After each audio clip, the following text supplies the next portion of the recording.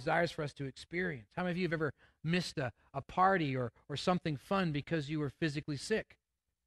Yeah, well, look at how much you're missing out because you're sin sick. Whether it's a tiny little sin that you think is no consequence or the big ones, all the way in between. Sin makes us impure, not a vessel that God can use. And yet, God wants to purify us, and we need to pray and ask Him to purify us and to cleanse us so that we might not miss out. We should also ask God to renew us from sin. Verse 10 again, create in me a pure heart, O God, and renew a steadfast spirit within me. The heart is the core of our being, our thoughts, our emotions, and our personality. And just like some medications or the weather or caffeine or circumstances affect our heart, so does sin. Sin negatively transforms us. Listen to David as sin rattled around in his life. Psalm 32, verses 3 and 4. But when I kept silent in his sin, my bones wasted away through my groaning all day long. You see, our physical bodies were not meant to harbor sin. Just like a car is not meant to have ketchup in the gas tank. Neither is our body meant to have sin in our lives. It's not meant to function that way. Not only that, the guilt that comes from that, for the day and night your hand was heavy upon me. My strength was sapped as in the heat of summer. Sin does that. God will create that pure heart and renew a steadfast and a resilient determination not to sin. So ask. Ask of God to renew you. As well, we should ask God to restore us from sin. Verses 11 and 12 of Psalm 51. Do not cast from me your presence or take your Holy Spirit from me. Restore to me the joy of your salvation and grant me a willing spirit to sustain me. We've mentioned this many times of what sin does. It's as if you were to take Jesus by the scruff of the neck and take him and chuck him out of your life. That's what we do when we sin. We say, I don't want you in here anymore. I want to do what I want to do. And so get out. And the truth is, right down Hebrews 13:5, it's a quote from Deuteronomy. It says he will never leave us or forsake us. So he's always at the door of our life knocking, asking us to come back in. He will never leave us or forsake us. It's like we turn our back on God and say, I don't want to live your life anymore. I want to live my way. And we need to ask God to restore us to the joy of his presence. He doesn't leave us, but we turn away from him, and we can't enjoy the great presence of God when we are in sin. And we need to ask to be restored. You see, so much so we wonder why we're not experiencing the joy of the Christian life. It's because we're not willing to let go of the sin that we have grown accustomed to. Sometimes it's a proud heart. Sometimes it's that harboring of that ill feeling towards another. Sometimes it's lying, cheating, stealing, it's adultery, it's pornography.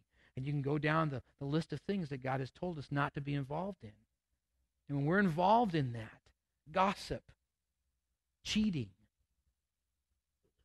inappropriate behavior, sex before marriage, those are sins that harbor in our life, and we don't sense the presence of God because we've turned our back on him.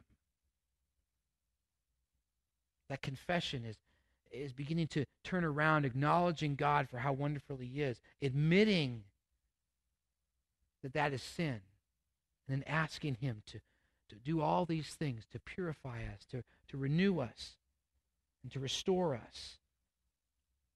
So ask God to bring you back into his presence. We should also ask him to deliver us from sin. Verse 14 of Psalm 51, save me from blood guilt, O God, the God who saves me, and my tongue will sing of your righteousness. The blood guilt could mean a sin that would lead to death. In that day and age, murder was a capital offense, and you killed somebody, you got killed.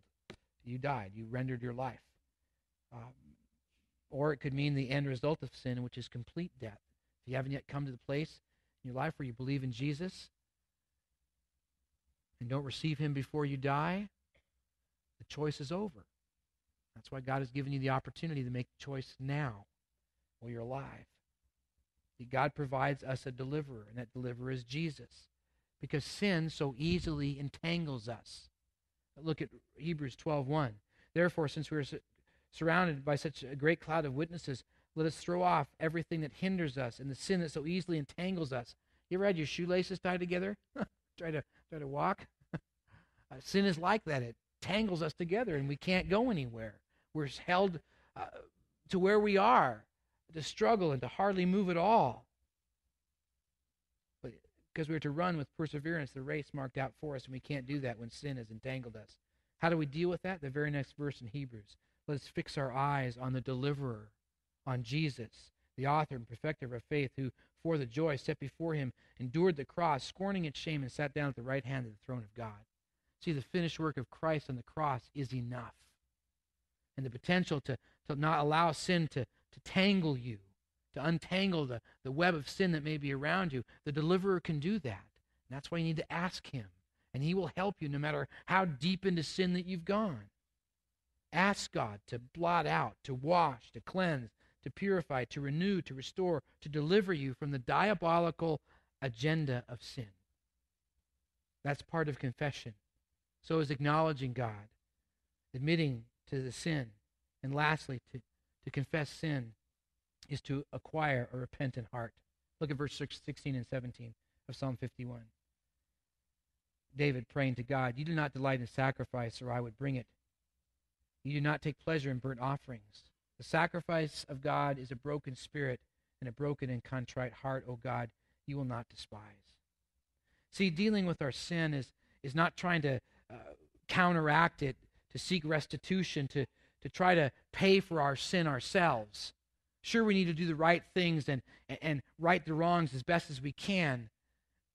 But what God wants from us is that humility to admit that we really are wrong. I remember Jill. Jill was a high school student when I was down in San Diego, and almost every week Jill would come up with another excuse of why she shouldn't yield her life to God's.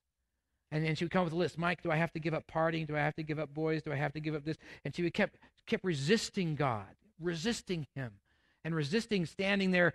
If I receive God, then I'll have to give up this. And we would try to explain to her how much that she would be blessed and benefited. And yet she was in this place where she was not broken.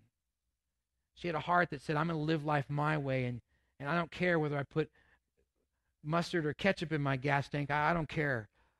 I'm just going to fill my life with whatever I want to. And yet, every time Jill would get into trouble. Whether she would do drugs and have a problem, or do this issue or that issue, and she would go and come back, and finally, in humility, and it was a joy to lead her to the Lord. Her whole life changed because she was willing to have that broken and humble spirit that said, God, not my way, but yours. I don't know what storms you've put yourself into, that you have rode into. But confessions is what will get you help. The interesting thing about the story of John Stockton, he saw the storm coming. He could have turned around. Instead, he figured it was no big deal, and he just rode right into it. He also could have called earlier, but he was so busy straining to try to do it himself, he didn't call to get help. Don't be that way in your spiritual life. Keep short accounts with God. Don't let sin harbor in your life. Take time. This simple prayer of confession. Acknowledge God. Admit the sin. Ask God. And acquire that repentant heart.